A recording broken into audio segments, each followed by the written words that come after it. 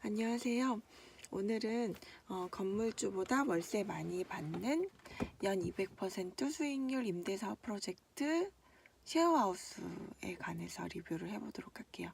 지은이는 전인구 씨 작가가 지었어요.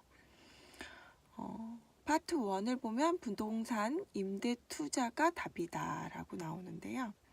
23페이지를 보면 부동산은 첫째도 입지, 둘째도 입지가 중요하다고 합니다. 입지에서 가장 중요한 것은 교통이라고 합니다. 강남에 얼마나 빠르고 편하게 접근할 수 있는지, 출퇴근 길이 편한지, 교통이 부동산 가격을 좌우한다고 합니다. 입지만 보면 삼성, 수서, 판교가 2021년까지는 투자에 좋은 입지를 가지고 있다고 합니다. 교통 다음으로는 학군이 중요한데 초등학교를 품은 아파트는 가격이 높게 형성된다고 합니다. 24페이지를 보면 무조건 전용 면적 59제곱미터 이하를 사고 39에서 46제곱미터의 집은 세를 놓는 게 좋고 59제곱미터는 매매도 유리하다고 합니다. 39에서 46제곱미터의 집은 적은 관리비 그리고 혼자 살기에 적당한 크기로 1인 가족에게 세를 받는 것이 유리하다고 합니다. 56페이지를 보면 노후 아파트지만 중심 업무 지역에 위치해서 월세 수요가 풍부한 곳을 중심으로 저가에 매입해서 300만원 안쪽으로 욕실, 도배, 싱크대, 조명, 에어컨까지 새로 하고 월세를 놓으면 연 15에서 18%의 수익을 올릴 수 있다고 합니다. 이 300만원 같은 경우는 직접 리모델링을 할 경우에 소요되는 비용이고요. 전문가에게 맡기시면 비용이 좀 더 많이 추가가 되겠죠. 90페이지에는 쉐어하우스는 TV 대신 카페 같은 분위기로 만들어 쉬고 그리고 책을 읽을 수 있는 공간으로 만들었다고 해요. 이분이 이제 쉐어하우스를 했을 때요. 거실에는 테이블을 그리고 책꽂이와 잡지대를 놓고 주방에는 냉장고, 밥솥, 전자레인지, 주방도구, 그릇, 식기, 수저 등을 놓고 각 방에는 드레스장, 책상, 침대, 협탁을 두어 심플하면서도 편리성을 확보했다고 합니다. 홈페이지는 최대한 상세하게 만들어 집을 따로 보러 오지 않아도 되게 하고 계약 기간을 짧게 해서 6개월 가량으로 했다고 하는데요. 단기 임대가 필요한 사람들에게 값싸고 질 좋은 집을 제공하는 목적이었다고 합니다. 그리고 입주 파티 및 서로 친해지는 계기를 만들어 주고요.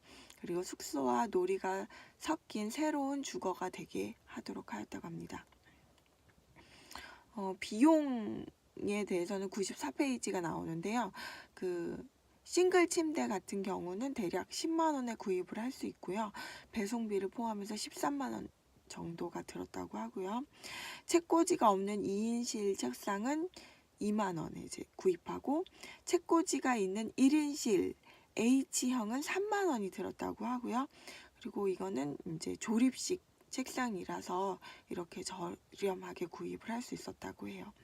책상용 의자는 저렴하면서도 원목 느낌이 나는 의자로 개당 2만원에 구입을 했고 거실 소파는 남양주의 어느 공장에서 1인용에 10만원, 2인용에 18만원 그리고 배송비는 한 차에 10만원에 카페 테이블은 가로 세로 60cm에 5만원을 샀다고 합니다.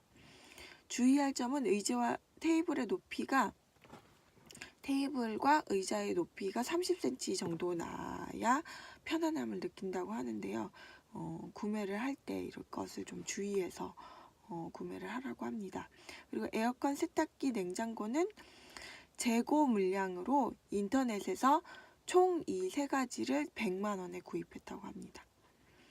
그리고 총 비용은 주택은 이제 4천만원이 들었고 그리고 이제 대출 비용의 이자가 20만원 그리고 인터넷이 20만원 이렇게 들었고 가전 구입비 뭐 냉장고, 에어컨, 세탁기, 전자레인지, 커피 머신, 토스터기, 무선 공유기까지 해서 120만 원이 소요가 됐고요. 그리고 가구는 침대 3개, 이제 3사람을 이제 쉐어하우스 하기 위해서 3사람 분의 그 침대 3개, 책상 2개, 그리고 테이블, 카페, 소파, 식탁, 드레스장, 협탁 3개, 그리고 책꽂이, 잡지대까지 해서 160만 원이 들었고요. 그리고 조명을 좀 예쁘게 하기 위해서 조명에 20만 원을 투입하고 장식 및 집기류, 뭐 수저나 뭐 이런 것들이요.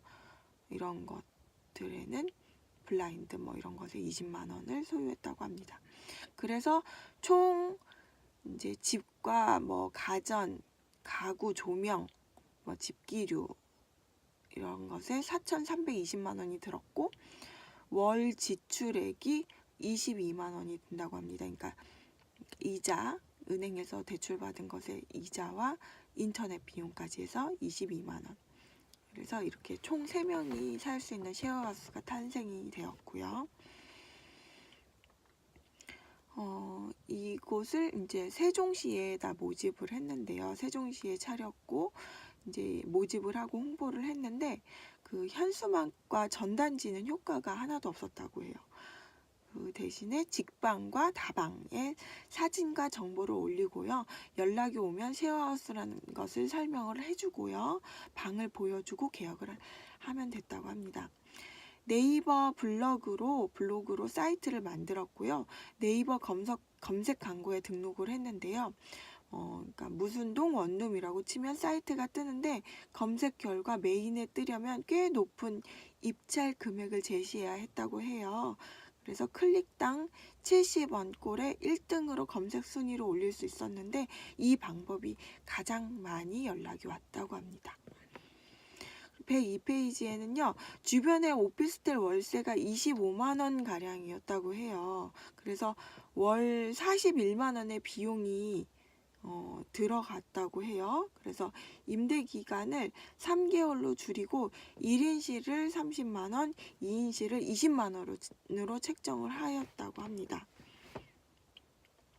그래서 총 3인실이니까 1인실 30만 원, 2인실 20만 원 해서 총 70만 원의 수입이 들어갔고 월 41만 원씩 고정 비용이 들어가서 29만 원 정도의 수입이 났다고 합니다. 120쪽을 보면 대전의 충남대학교에서도 쉐어하우스를 이분이 하셨는데 홍보에서는 대학교 홈페이지 주거 게시판이나 다방, 직방 어플이 효과가 있었다고 합니다. 만약에 이제 직장 주변에 쉐어하우스를 하게 되면 그 직장의 홈페이지에 뭐 게시판이나 이런 곳에 방을 홍보하면 되겠죠. 그리고 시설이 괜찮고 위치가 이 충남대학교에서는 비슷한 원룸이 최소 월 35만 원을 줘야 했다고 해요. 그래서 그렇지만 이제 여성분들 같은 경우는 시설이나 안전 편의 면에서 쉐어하우스가 훨씬 더 유리한 면이 있잖아요. 그래서 1인실을 28만 원 그리고 2인실은 22만 원으로 책정을 하였고요. 그리고 대학교는 2월이 극성수기라고 해요. 그래서 1, 2월과 7, 8월에 입주자를 받는 것이 관건이었다고 합니다. 126페이지부터는 세종시에서 2호점, 3호점을 운영한 이야기가 나오는데요. 당시 세종시에서는 25평의 방 3개, 욕실 2개인 아파트의 월세가 보증금 500만 원에 월 30만 원 정도였다고 합니다. 세종시 내에는 원룸 건축이 불가능했는데요. 1인 가구가 살 집이 모자라서 월세가 급등할 가능성이 컸다고 합니다. 정규직 같은 경우는 숙소 등 주거 공간이 제공이 됐지만 비정규직은 계약 기간이 3개월로 숙소를 구하는 데 애를 먹었다고 해요. 이 당시에 세종시가요. 정부청사 부근에 방 3개, 욕실 2개의 새 아파트를 월세 35만 원에 구했다고 합니다. 1인실은 그래서 쉐어하우스를 할 때 이제 보증금 100만 원에 27만 원을 받았고 2인실 같은 경우는 100만 원에 보증금 100만 원에 월 21만 원을 받았다고 합니다. 월세가 총 96만 원이 들어왔고요. 그리고 이 집에 대한 월세가 35만 원이 나왔고 인터넷 요금 22만 원을 빼고 매달 59만 원이 남았다고 합니다. 149페이지에는 대학생과 직장인은 수면 패턴이 달라서요. 불만이 제기될 수 있다고 합니다. 연령대도 비슷하게 그리고 생활 패턴이 비슷한 사람들을 배치하는 게 좋다고 하고요. 좋은 사람들을 들이고 질 좋은 입주자를 모으는 것이 쉐어하우스 운영의 핵심이라고 합니다. 연령대는 35세 이하로 제한을 했고요. 결혼한 사람은 받지 않았다고 합니다. 1인실과 2인실의 차이는 6에서 7만 원 사이가 지방에서는 적당하다고 합니다. 153페이지에서는 계약금은 100만 원으로 책정을 하고요. 계약금은 꼭 받아야 차후에 골치 아픈 일이 덜 생긴다고 합니다. 문자로 보증금과 계약금, 월세를 안내하고요. 답장을 받아놓고 계약금을 입금하면 입주와 동시에 입주 신청서를 작성했다고 합니다. 154페이지를 보면 쉐어하우스 홈페이지를 제작을 하고요. 그리고 이름을 짓고 네이버에 쉐어하우스가 힐링이라는 단어가 들어간 도메인을 샀다고 합니다. 비용은 1년에 3만 원 정도 들었다고 하고요. 블로그를 만들어서 사진, 옵션 사항, 배치도, 그리고 비용, 공실 여부를 등록을 하고요. 도메인을 사서 사이트명, 그러니까 .com으로 만들어 놓으면 블로그 포털에서도 검색이 된다고 합니다. 157페이지에는 입주 신청서에 관해서 나오는데요. 그 네이버 오피스 폼에서 질문을 만들고요. 링크를 복사해서 홈페이지나 블로그에 게시하면 된다고 합니다. 질문은 이름, 그리고 연락처, 그리고 희망 지점. 이분은 이제 쉐어하우스가 여러 군데 있었으니까 희망 지점, 그리고 희망 자리, 어떤 방에 어떤 자리를 원하느냐, 희망 입주일, 언제 입주를 하고 싶은지, 그리고 이 블로그를 알게 된 경로, 그리고 쉐어하우스 또는 기숙사를 경험한 적이 있는지, 그리고 직업 또는 전공 학과, 그리고 생년월일, 긴급 연락처, 그러니까 가족, 직장 등 긴급 연락처를 알려달라고 했다고 합니다. 160페이지에는 생활규칙 만드는 방법이 나왔고요. 근데 이거는 이제 좀 그 입주자들끼리 규칙을 만드는 경우가 많아서 이거는 이제 책으로 직접 확인해 보셔도 좋을 것 같고요. 163페이지에는 입주 계약서가 나오는데요. 이거는 이제 좀 책을 직접 참조해 보시면 좋을 것 같아요. 164페이지에는 홍보는 네이버 검색 광고 활용과 직방, 다방 등 어플을 활용하는 게 좋다고 하고요. 182페이지에는 카카오톡 그룹 채팅으로 방문 계획, 그러니까 집주인이 언제 방문할 건지, 청소 일정, 청소는 언제 진행되는지, 공동 부분 청소를 말하는 거고요. 공동 부분이라고 하면 이제 거실이나 이제 주방, 그리고 아니면 그리고 화장실 이런 것을 하는데 청소 일정이 있고, 관리비 알림, 그리고 월세일 알림 등을 전하거나 불편사항도 접수를 한다고 합니다. 186페이지에는 일주일에 한 번씩 청소업체를 부르고요. 관리비에 포함시키면 청결도가 유지되고 쾌적하다고 합니다. 근데 이거는 하는 데 있어서 입주자들한테 물어보는 것이 좋다고요. 입주자들이 이제 관리비에 포함하면 좋을지 아니면 그냥 직접 청소를 하는 게 좋을지 이런 것들을 이제 입주자들한테 물어서 청소업체를 부르는 게 좋다고 하고요. 188페이지에는 입주자들이 첫날 첫 모임 때 생활 규칙을 정하도록 한다고 합니다. 쓰레기를 각자 따로 모을 것인지, 이제 같이 쓰레기 봉투를 같이 사서 쓰레기를 같이 모을 것인지, 쓰레기 당번을 정할 것인지, 청소 당번은 누가 할 건지, 언제 할 건지, 돌아가면 할 것인지, 청소는 어떻게 할 것인지, 규칙은 꼭 정하게 하라고 합니다.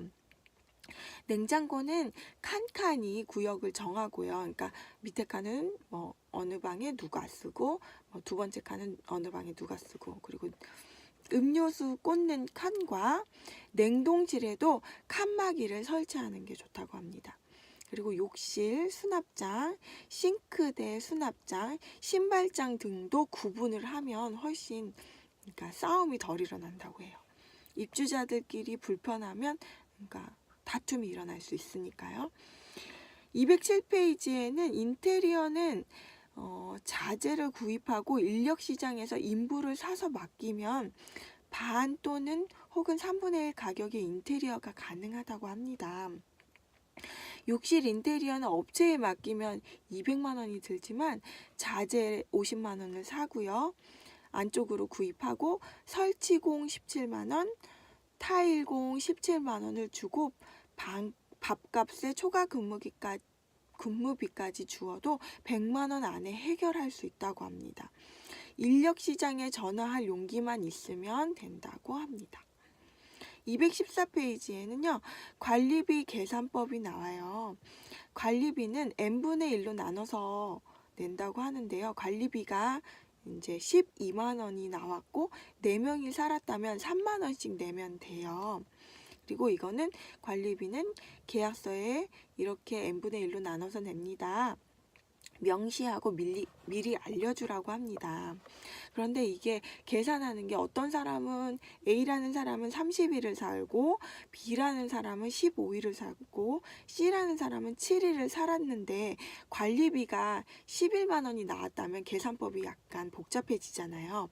이럴 경우는 A라는 사람은 30일 나누기 30일을 살았고 15일을 더했고 7일 그러니까 모든 사람이 다 살았던 30일, 15일 그리고 7일을 더하면 52일이 되잖아요.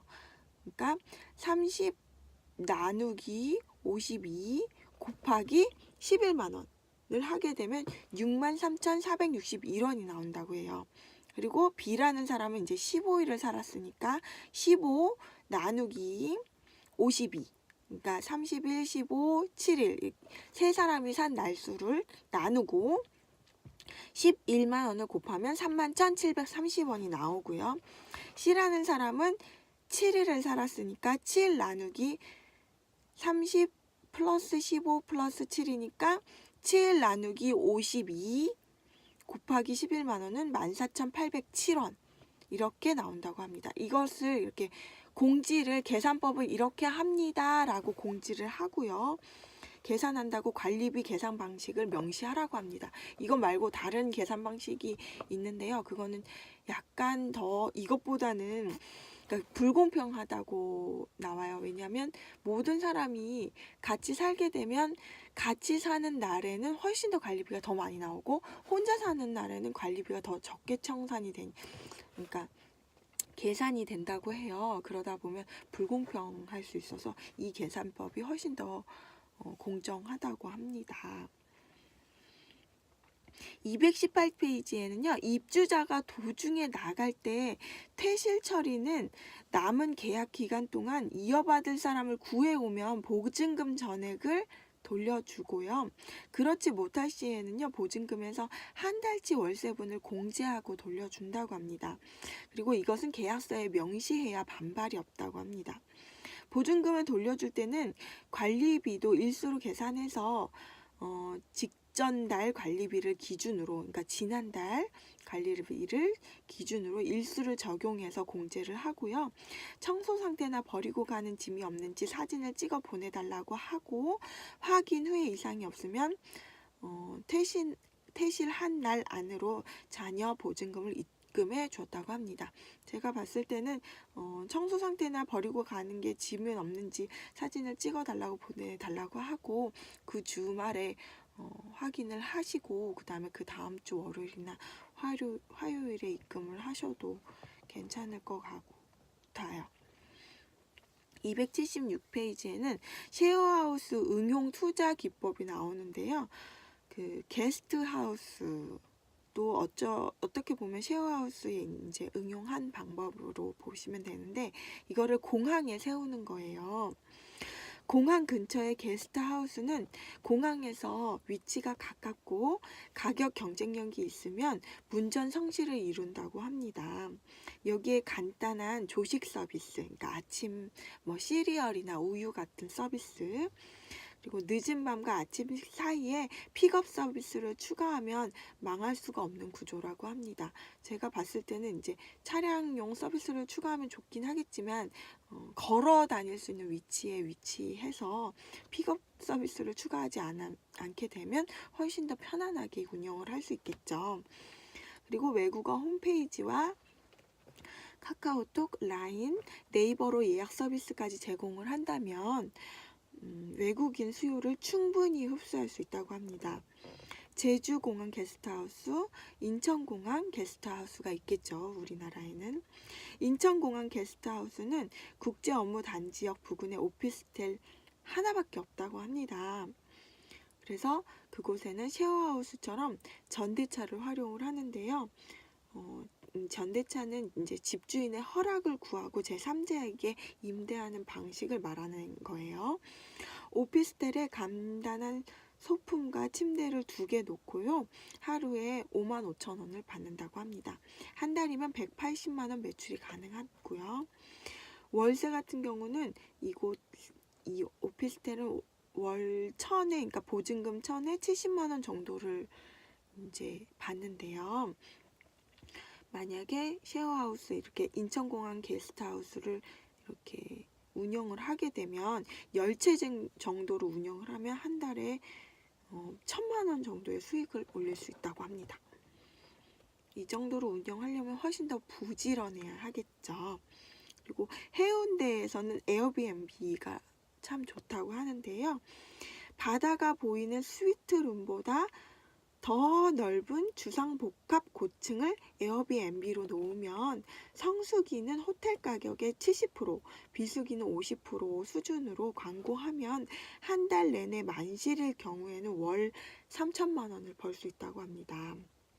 근데 이 그러니까 주상복합 고층 이 아파트는 월세는 보증금 5천에 월 500만 원 정도의 월세를 내야 하는데요.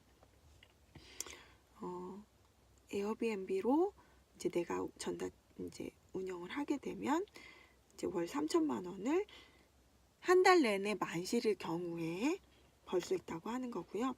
에어비앤비에 광고를 올리되 이제 자체 홈페이지를 만들어서 구글 등에 광고한 후에 예약을 받으면 에어비앤비에 이제 들어가는 수수료를 절약할 수 있으니까 훨씬 순이익이 올라간다고 합니다. 네, 오늘은 전인구 작가님의 쉐어하우스를 리뷰를 해봤는데요. 이제 쉐어하우스를 준비하고 있거나 이것에 관심 있는 분들에게 도움이 되셨으면 좋겠습니다. 네, 감사합니다.